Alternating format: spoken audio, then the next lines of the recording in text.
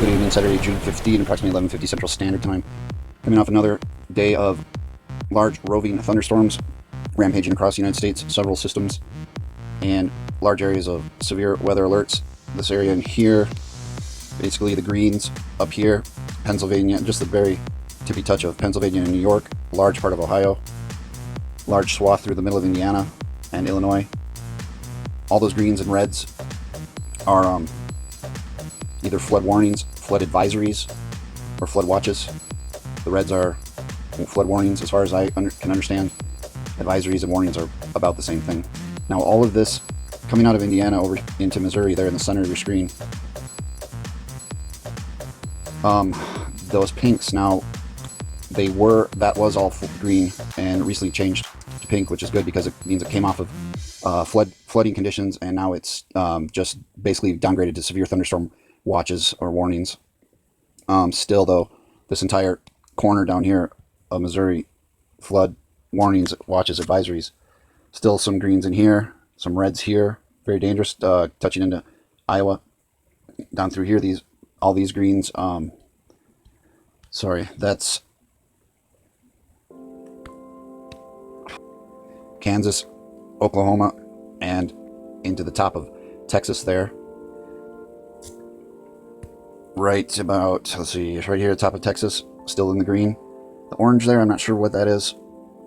We can take a look at that and see. Okay, here's a little better look at that area of Oklahoma City, right in the middle there of your screen. The orange area is severe thunderstorm warning. The pink area, severe thunderstorm watch, and then the greens are, the greens are either flood warnings or flood advisories, and the reds are flash flood warnings. So still some pretty large sections of Oklahoma there with some flood activity going on. Back to our map and continuing to move west, still some flood warnings, advisories here in south central Colorado with some of these green mountain runoff flood advisories. Some spots over there in Utah, even Nevada, and into California. All of those greens being flood related. Even up here in Wyoming and Idaho. Once again, June 15. So spring flooding, should be over by now. But if we look at this, kind of look at it in the big picture, basically we've got flood situations here. Basically this entire area, excluding this area right here. Basically, because of the Mississippi River basin here with the river flooding. And down here, it's a pretty large part of the country that has some type of flood concerns happening. Elsewhere in the country, up in Michigan there, off of the Great Lakes record water levels continuing seemingly to rise. So we have the Saginaw, Michigan. It's got some green there. Once again, flood warnings, flash flood watches, lakeshore flood advisories, etc., hydrologic outlook, which I think, when you start to get floodwaters and stuff, it can start to affect drinking water. Looking and focusing in on the Great Lakes, all of these areas with the blue lines, those would be some type of a warning. Let's see what it is.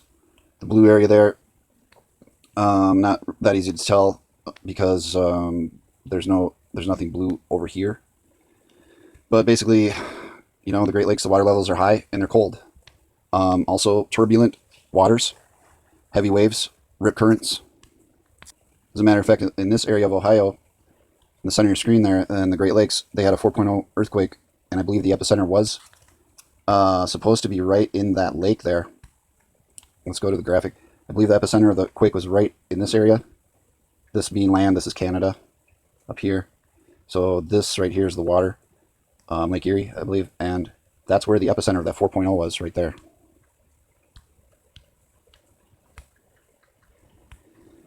Epicenter being a fancy word for center. Along the coast here, this is a little harder to decipher what's exactly going on because they've got these grays and pinks in here. So basically you've got grays. You have these grays, which are weather events, warnings, watches. You have these pinks. You also have these, outlined lighter blue things layered out, way out here. Basically, I think what they're having is flooding, high winds, riptides, small craft advisories,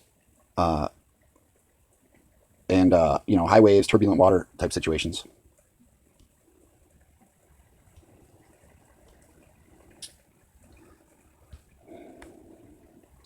So zooming out, again, with grays, pinks, and blues all down here as well. Texas, Louisiana, Florida, the coastlines are under attack. I mean, let's face it, this spring we are in a weather war against thunderstorms and flooding. And, so far it hasn't seemed to let up. Hail, rains. I saw, I forgot where it was now. One of these reports basically was saying 4 inches of rain tonight. I mean, that is a lot of rain. This is going back to Oklahoma here. Let's see if we can find a radar image. And this is what it's looking like there. They are really going through this spring, just getting one after another, after another.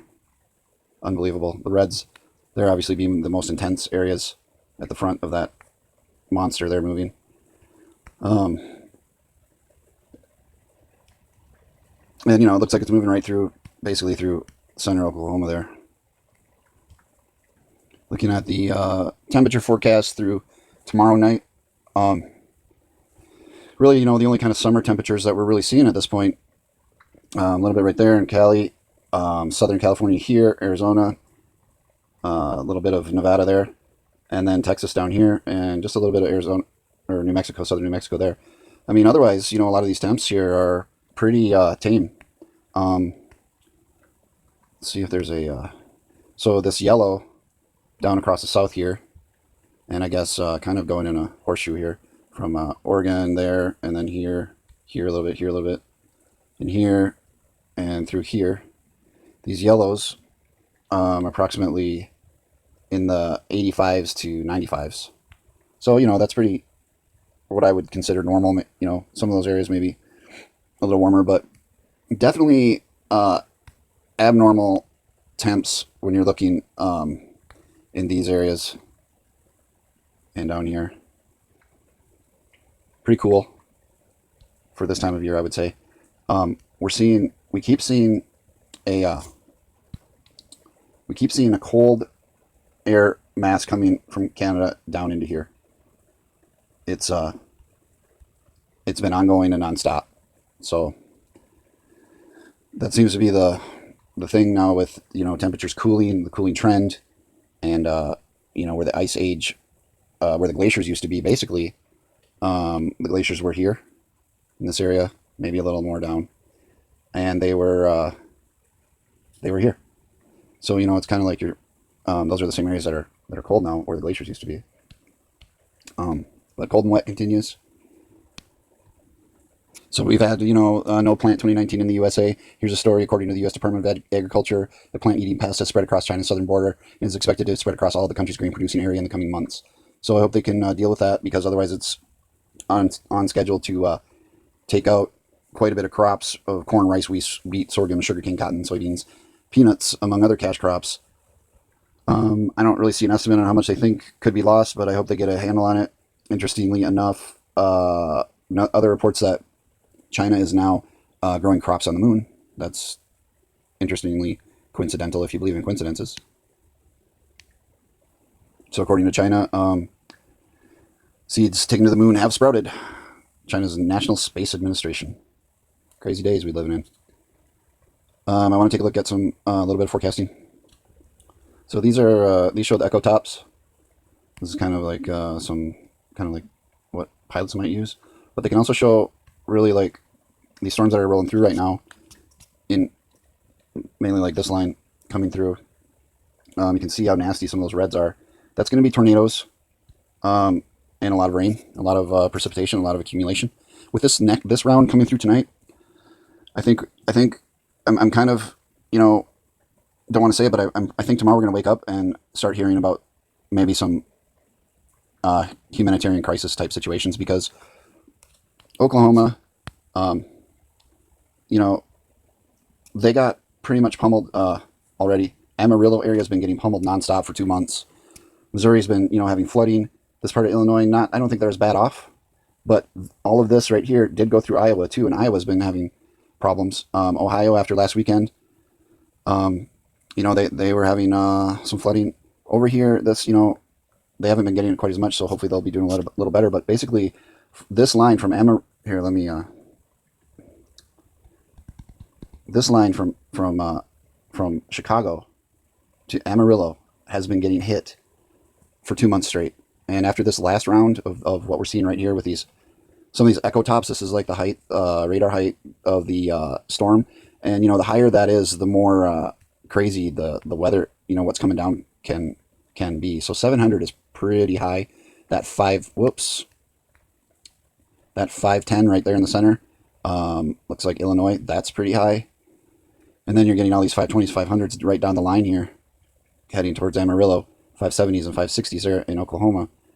I don't want to think this or believe this, but I think tomorrow morning when we wake up, we're going to be hearing about some pretty large crises in the aftermath of these storms. They've been hail producing, tornado producing, and not only down here, because earlier today it went through here too, through Minnesota, did some damage there, went through here, through Iowa.